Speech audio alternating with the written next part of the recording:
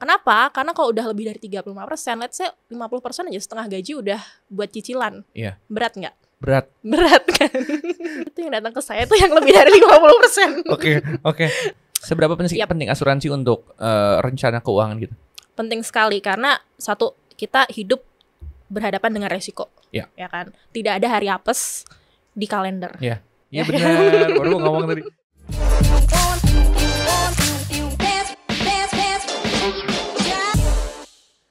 Selamat datang di Bicara Uang, kembali lagi bersama Rizal Al-Qadri. Udah siap untuk ngobrol-ngobrol dan menemani sahabat Mirai Aset dimanapun kamu berada, untuk ngobrolin hal yang mungkin bisa menjadi salah satu goals di tahun 2025. Gimana caranya lepas dari utang di tahun 2025. Makanya nih, kita pengen ngobrol barengan sama bintang tamu kita, seorang financial planner. Temanya cara lepas dari hutang di tahun 2025. Ada Maria Francisca atau biasa dipanggil Siska. Halo. Halo, Silakan sama-sama dulu nih sahabat Mirai Aset. Halo sahabat Mirai Aset. Perkenalkan, aku Siska. Nah itu dia nih, kita pengen kenalan dikit mungkin dari awal backgroundnya seperti apa. Apakah kuliah atau bekerja di dunia finansial atau gimana? Oke, jadi kalau kuliah ambil manajemen dan konsentrasinya juga keuangan gitu. Kemudian lulus 2018 dan langsung diterima di salah satu bank BUMN. Oh, jadi pakai lanyard BUMN pernah? Oke, ya betul sekali. Tapi sekarang udah tidak bekerja lagi di bank BUMN tersebut apa gimana? Ya, sekarang sudah resign. Resign tuh tahun lalu 2024. Oke. Gitu. Dan sekarang aktifnya sebagai? Financial planner. Sebenarnya financial planner tuh sudah aktif sejak CFP ya. CFP itu 2021. Jadi saat menjadi bankers juga menjadi financial planner juga. Dan finally di 2024 memutuskan untuk full time as a financial planner. Shiftingnya apa yang membuat itu terjadi gitu? Soalnya kan banyak yang bilang kalau misalnya udah kerja di sebuah perusahaan BUMN gitu ya, itu mah udah aman, ngapain cabut gitu. Kenapa lu memutuskan untuk cabut? Oke, yang pertama merasa bahwa pekerjaan sebagai financial planner ini tidak hanya kita ngomongin bagaimana kita bisa menghasilkan uang untuk diri kita sendiri gitu kan, tapi ternyata ketika bertemu dengan klien, membantu banyak orang dan membantu menyelesaikan permasalahan mereka, itu ada suatu kepuasan tersendiri. That's why I want to invest more dari segi waktu dan juga tenaga, karena kalau full time kan pasti bisa menghasilkan lebih gitu kan ya, bisa bertemu klien lebih banyak lagi. Menghasilkan lebihnya dalam arti dapetin uang yang lebih besar juga atau kepuasan batin ngebantu orang?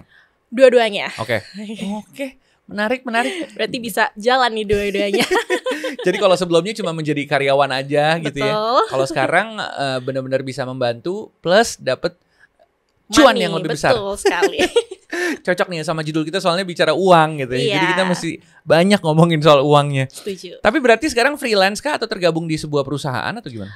Kita partner gitu. Jadi kalau dibilang freelance bisa juga bisa dibilang freelance dan self employee gitu kan ya. Jadi kalau dibilang ada tawaran masuk kerjaan ya diterima aja selama itu memang align dengan visi misi aku sebagai financial planner, dan juga partner dengan beberapa produk keuangan sebagai solusi keuangan yang bisa saya tawarkan ke klien gitu. Flashback dikit, awalnya tertarik menjadi financial planner itu emang gara-gara dengar cerita orang terus ngerasa kayaknya masalahnya bisa selesai dengan gini deh, atau gimana? Pengalaman pribadi pertama gitu. Jadi kuliah dulu itu full beasiswa karena memang dari background orang tua itu kalau dibilang secara ekonomi biasa-biasa aja gitu. Jadi udah ditanamkan dari lulus SMA itu nanti kalau kuliah kalau bisa cari beasiswa ya, karena orang tua tidak mampu untuk full seperti itu kan. Jadi dari situ berusaha untuk mencari beasiswa dan puji Tuhan dapat full beasiswa waktu itu bidik misi, kalau sekarang mungkin KIP ya namanya.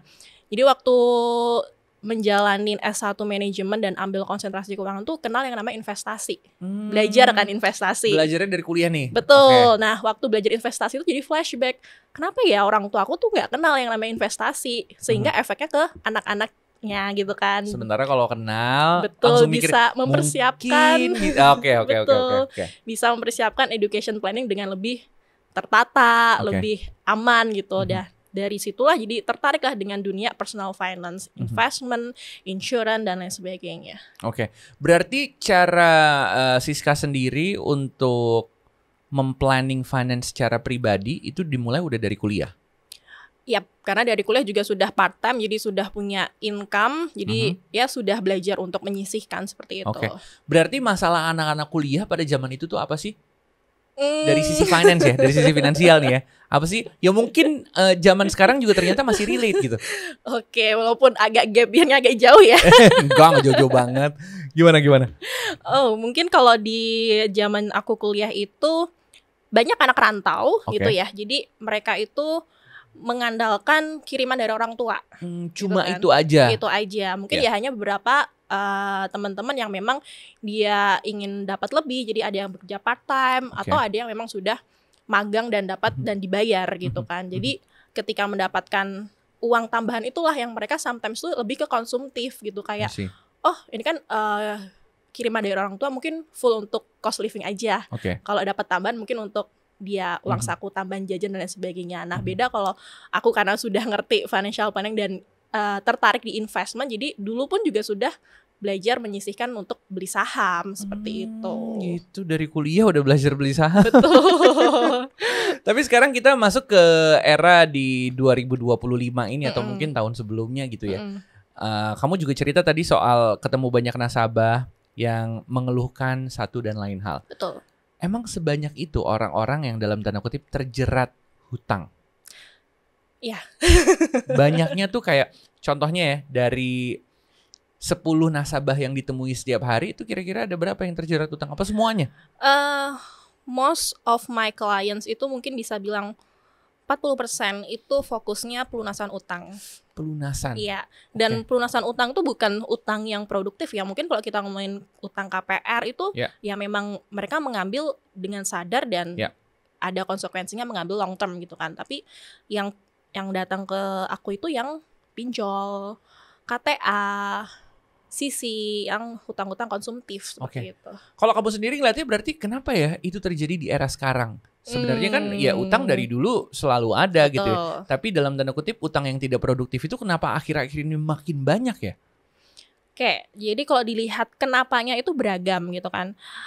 Yang pertama, mereka mungkin secara literasi keuangan belum baik. Sehingga kalau ada iklan masuk seperti kita kalau nonton langsung pencet. Atau mungkin belum bisa mengendalikan emosionalnya dengan matang gitu kan. Sehingga kalau ada something yang viral, yang tren gitu kan, dan secara budget belum ada, ya menghalalkan segala cara, salah satunya pinjol gitu. Kita kan selalu selama ini ya kalau misalnya dengar kata-kata pinjol atau mungkin kita dengar kata-kata hutang, konotasi kita tuh sebenarnya selalu negatif. Tapi tadi udah sempat di-mention dikit ya, contohnya untuk hutang yang produktif. Betul. Emang ada hutang yang baik dan ada hutang yang buruk? Dong. Hutang yang baik itu contohnya kayak gimana? Contohnya hutang yang ke depannya akan menambahkan aset kita. Contohnya KPR. Karena kalau kita lihat mobil gimana? Mobil bisa jadi hutang yang konsumtif, tapi itu bisa kita bilang terkontrol karena kan dipakai untuk operasional kita sehari-hari. Betul. Atau mungkin ada orang yang berhutang kendaraan untuk disewakan. Nah, itu produktif. Jadi tergantung nih penggunaannya untuk apa. Kalau rumah tuh udah pasti produktif atau gimana? Bisa jadi konsumtif karena kalau dilihat maintenance-nya, biaya renovasi tiap tahun, pasti juga ada cost yang kita keluarkan. Tapi balik lagi ke penggunaannya. Kalau memang rumahnya itu untuk ditinggali, ya itu bisa kita bilang itu akan menambahkan aset kita, gitu kan ya. Tapi kalau untuk mungkin nanti dikontrakan, disewakan, nah itu bisa jadi produktif gitu. Jadi buat anak-anak muda mendingan kontrak aja tuh KPR rumah. Itu harus case by case sih kalau ditanya ya, karena harus tahu dulu backgroundnya seperti apa mereka gitu kan, apakah masih single, sudah menikah, kemudian latar belakangnya apa nih untuk mengambil keputusan itu, dari lokasi kerja dan keluarga dan lain sebagainya. Itu banyak faktor sih yang bisa ditentukan. Ngomongin soal utang nih ya, aku nggak tahu ini tuh salah apa enggak, tapi aku tuh kayak pribadi ya punya pemikiran kalau bisa utang bulanan yang kita bayar dalam arti cicilan apa segala macam itu tidak lebih besar daripada pendapatan kita. Sebenarnya itu cara yang normal kah atau ada batas-batas wajarnya atau zona bahayanya? Kita taunya dari mana sih kalau kayak gitu? Jadi sebenarnya kita bisa mengecek sendiri nih kesehatan financial kita. Gitu kan ya. Kita bisa lihat dari 2 indikator aja. Yang pertama, dalam per bulan itu kita membayar cicilan itu berapa persen sih dari income kita? Batasnya 35%. jangan lebih dari 35%. Oke. Kenapa? Karena kalau udah lebih dari 35%, let's say 50% aja setengah gaji udah buat cicilan. Iya. Berat nggak? Berat Kan? Terus susah akhirnya mikir apa nih side job lagi gitu. Nah, gitu kan. Jadi emang batas amannya tuh 35% dan 35% tuh dibagi dua utang tuh di produktif dan konsumtif. Jadi biasanya produktif 20%, 15% itu untuk yang konsumtif.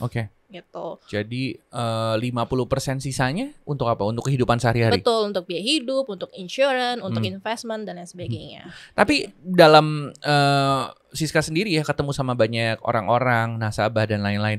Ada nggak sih yang ternyata utangnya tuh lebih dari 50%? Itu yang datang ke saya tuh yang lebih dari 50%. Oke. Itu berarti tanda-tandanya gini. Aku mau nanya, di awal ketika mereka tahu udah menyusahkan gitu ya, mereka tuh udah tahu ini gue kelewat batas nggak sehat gitu, atau dia datang dia nggak sadar ternyata ini nggak sehat ya. Biasanya yang datang ke profesional itu mereka yang sudah benar-benar nggak sehat, jadi mungkin udah di atas 50%.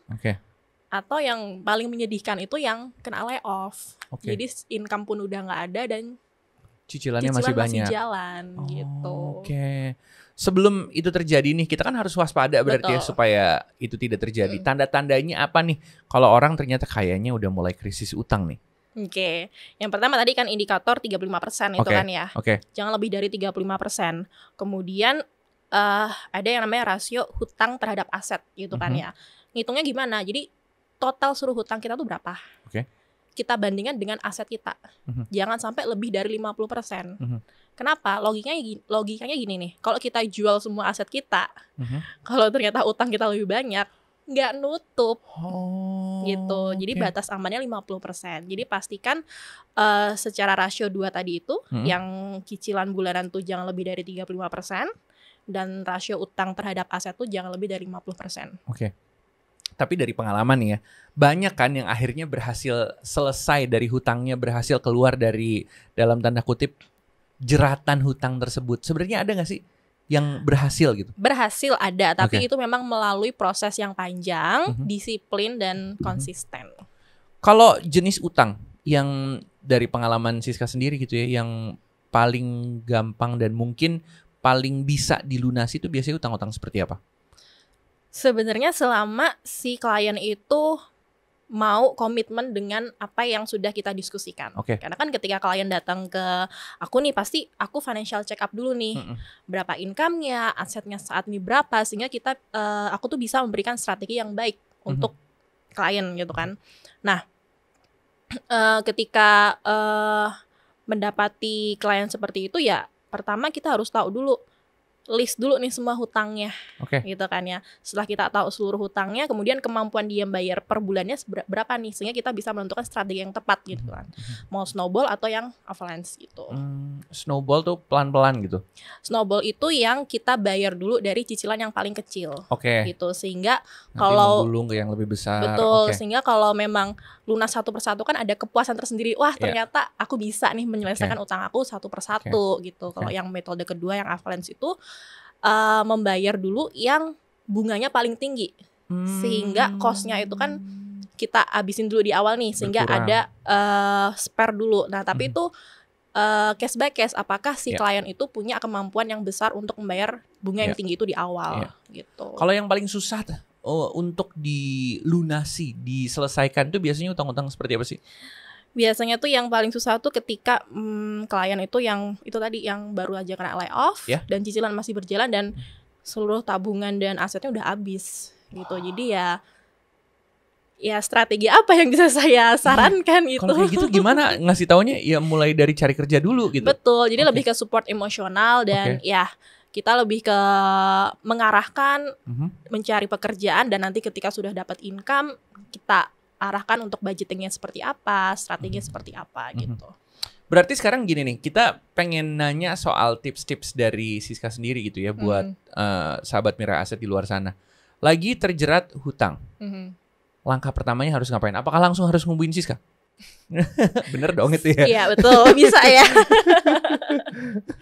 Oke, yang pertama tadi financial check up dulu ya kan, yang tadi cek dulu aja yang 2 indikator itu tadi kan, rasio hutang terhadap aset dan rasio cicilan kita gitu kan.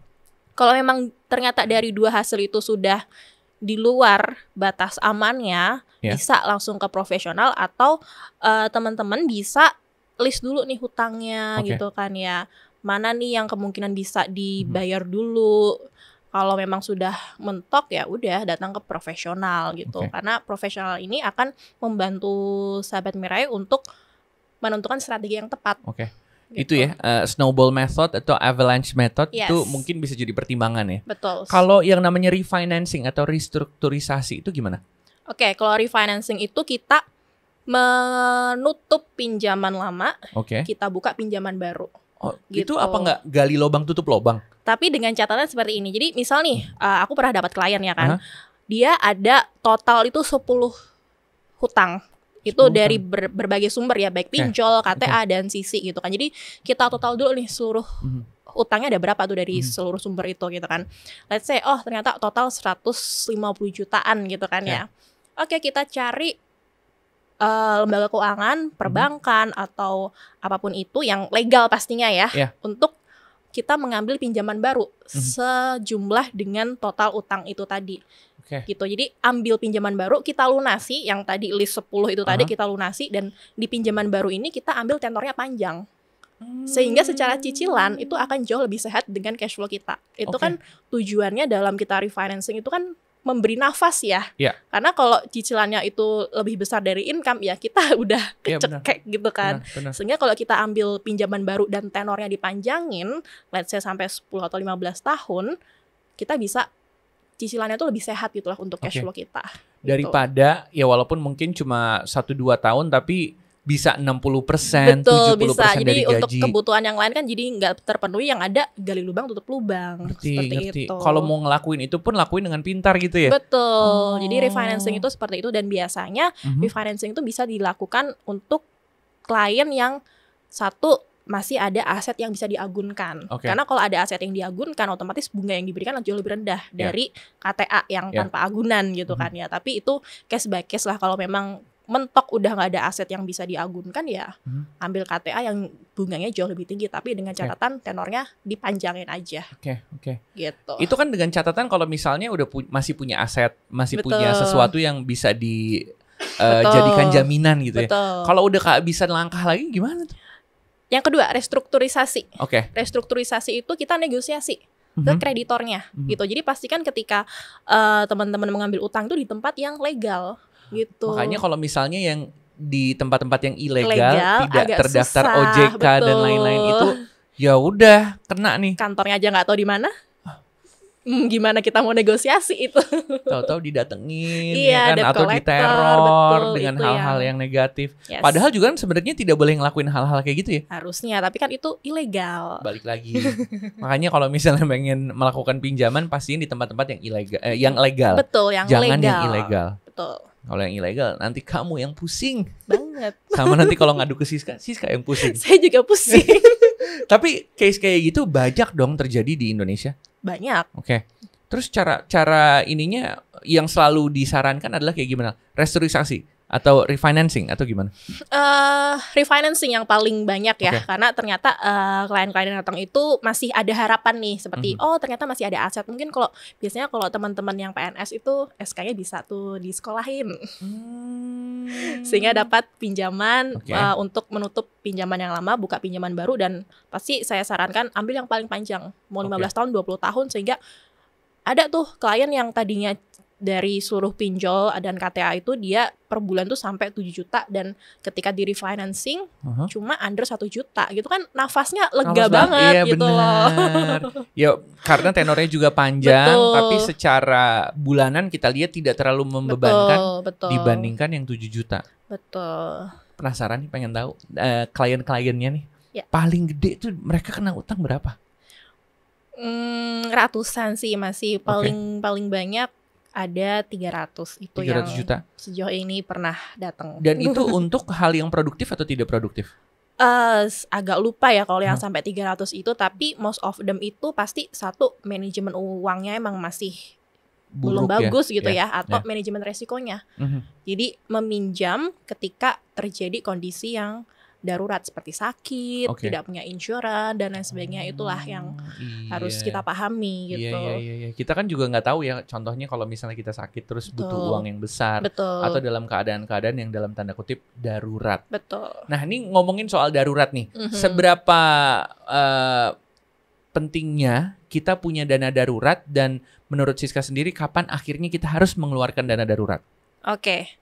Sebenarnya kita harus pahami kalau di dalam pondasi keuangan nih, itu kan ada yang namanya dana darurat. Dan dana darurat itu, kalau aku selalu menjelaskan ke klien, kita mengenal ada 4 lapis nih. Sama kayak kita mau bangun rumah. Bangun rumah, bangun pondasinya nggak? Fondasi. Ya kan? Semakin tinggi rumah kita, pondasinya semakin dalam. Semakin dalam. Supaya makin kuat. Betul. Sama kayak kalau kita punya financial goals, kita selalu punya cita-cita ya kan? Education planning buat anak, retirement planning, atau apapun lah goals kita gitu kan. Sebelum kita masuk ke goals-goals itu tadi, kita cek dulu nih pondasi kita udah kuat belum sih, ya kan? Yang pertama dana darurat jangka pendek. Itu kalau amit-amit nih terjadi resiko yang namanya layoff, ya kan? Jadi jangka pendek aja, simpennya berapa, 3-6 bulan penghasilan rutin bulanan, gitu kan? Kemudian dana darurat yang kedua, dana darurat untuk kesehatan, gitu kan? Idealnya berapa? Ya berapapun harus siap ketika terjadi resiko kesehatan. Jadi ketika masuk rumah sakit dan butuh biaya rumah sakit, uang kita nih ready. Salah satunya pakai insurance. Karena kan kita sakit gak pernah tahu ya kapan, dan kita gak pernah minta untuk sakit yang tiba-tiba langsung ratusan juta gitu kan ya. Jadi who knows, sehingga kita bisa pakai insurance untuk meminimalisir resiko itu tadi. Kemudian ada yang namanya dana darurat jangka panjang. Tadi ada jangka pendek, ini ada jangka panjang. Jangka panjang berapa? Minimal 5 tahun. Itu untuk apa nih? Untuk resiko yang lebih besar lagi. Kalau kita ngomongin sakit, mungkin yang DB, tipes itu mungkin 3-5 hari dirawat, kita bisa balik kerja lagi, ya kan? Tapi kalau ternyata sakitnya yang berkepanjangan, contohnya cancer, stroke, atau mungkin cacat lalu kecelakaan lalu cacat permanen.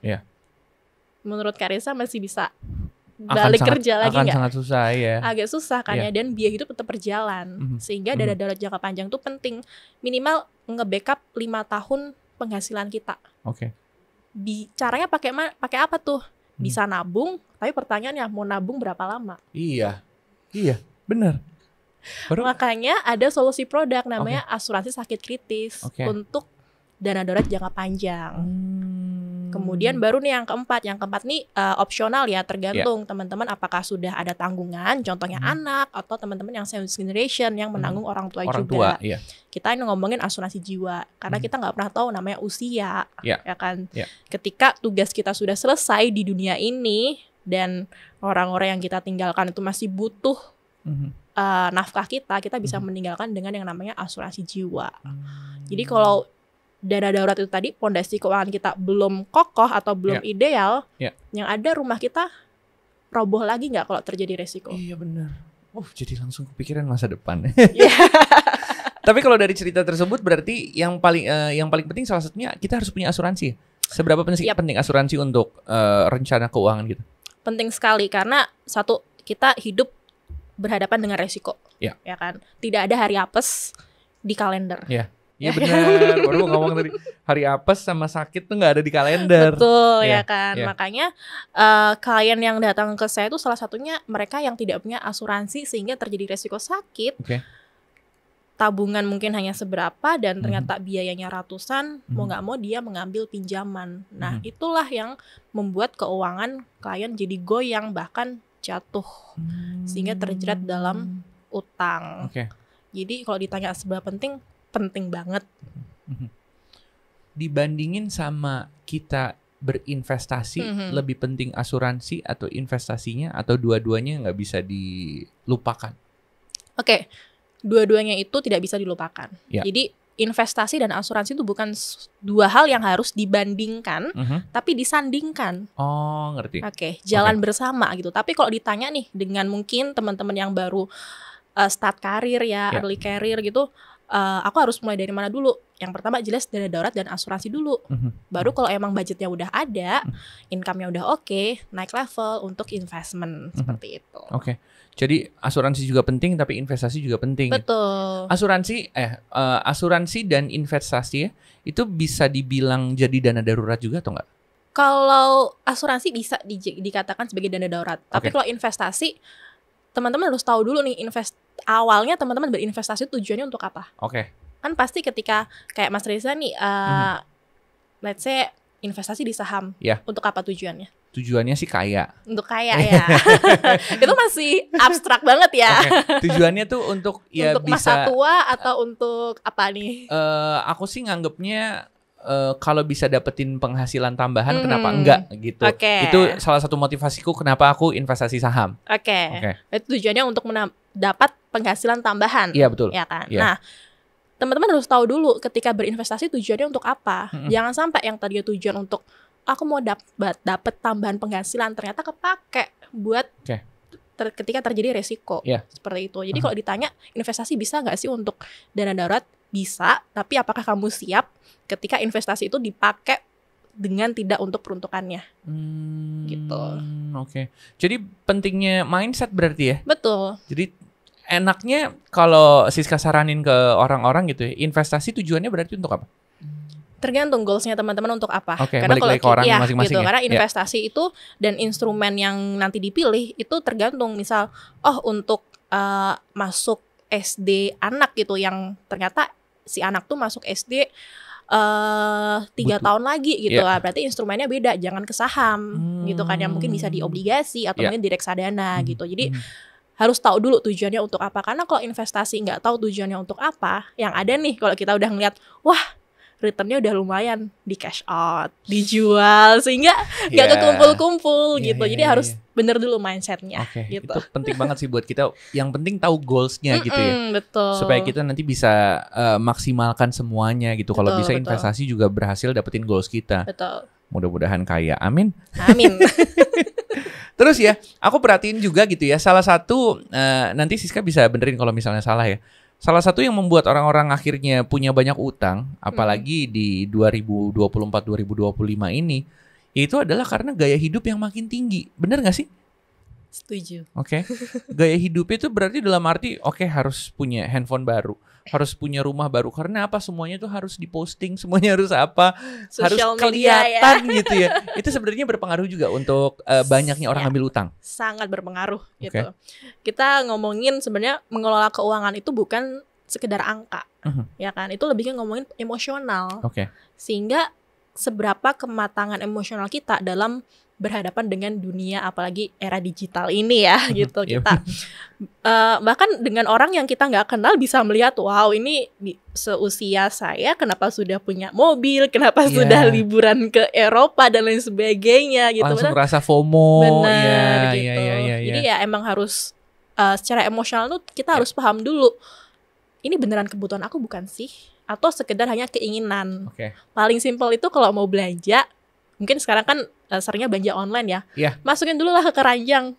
Kalau malamnya bisa tidur berarti itu cuma keinginan. Tapi kalau sampai nggak bisa tidur, kepikiran berhari-hari, mungkin bisa dipertimbangkan untuk beli. Tapi dengan catatan kalau emang ada budgetnya. Kenapa aku check outnya malam ya? Harusnya check outnya tunggu pagi ya. Iya bener sih ya. Jadi tipsnya gitu ya, belanja online salah satunya ya keranjang aja dulu. Ya sampai 99++. Udah. Udah banyak banget. Kalau besok paginya masih kepikiran, kalau bisa tunggu 2 hari. Iya, tahan dulu. Jadi benar ya, kebutuhan dan keinginannya ini nih yang kadang-kadang jadi masalah buat kita gitu ya. Apalagi buat orang-orang yang di luar sana nih. Gara-gara terlalu nurutin keinginannya, akhirnya terjerat dalam hutang. Hutang sampai akhirnya dia tuh sekarang kayak, gue udah kayaknya nyerah aja deh. Untuk orang-orang yang dalam tanda kutip semangatnya tuh udah mulai habis sih Kak. Sebenarnya apa yang mereka mesti lakukan? Mungkin ada tips yang menjadi penyemangat juga. Yang pertama diterima dulu. Karena kalau mereka masih menolak, masih yang cemas dan itu pasti ya akan berputar di siklus utang gitu-gitu aja gitu. Jadi yang pertama teman-teman terima dulu bahwa memang ini kesalahan yang sudah dilakukan dan harus mengambil tanggung jawab. gitu kan. Salah satunya dengan melunasi utang tersebut. Jadi yang pertama terima dulu dan mungkin cari support system yang memang mendukung gitu kan. Mungkin bisa ke teman terdekat, keluarga, atau kalau memang secara lingkungan tidak mendukung bisa ke profesional. Seperti itu. Salah satunya adalah saya. Terus nih sebelum kita masuk ke pertanyaan terakhir gitu ya. Kalau misalnya orang-orang yang dalam tanda kutip hutangnya sudah banyak ini, mungkin mereka bisa flashback ke 5-10 tahun lalu gitu ya. Atau mungkin ternyata yang nonton kita nih belum terjerat hutang. Gimana caranya supaya tidak terjerat hutang? Gimana caranya supaya tidak terlilit dan membuat hidupnya susah gara-gara hutang? Yang pertama manajemen uang tadi ya kan. Bagaimana kita punya budgeting. Budgeting yang kita lakukan dengan disiplin. Budgeting bulanan ya? Betul, budgeting bulanan. Dan kita ya disiplin dengan budgeting tersebut dan nggak usah seribet kayak pengeluaran dicatatin, kayaknya itu udah nggak relate banget deh karena siapa sih yang mau nyatetin pengeluaran sereceh itu buat bayar parkir, buat beli gitu. Sekarang tuh udah maju banget teman-teman gitu, ada bank digital, ada beberapa aplikasi keuangan yang membuat kita bisa budgeting sehingga kita tuh sudah, misal ketika terima gaji kita udah plot-plotin nih, oh sekian nih untuk biaya makan, sekian untuk mungkin bayar kos atau mungkin cicilan KPR, jadi udah dialokasikan ketika terima gaji.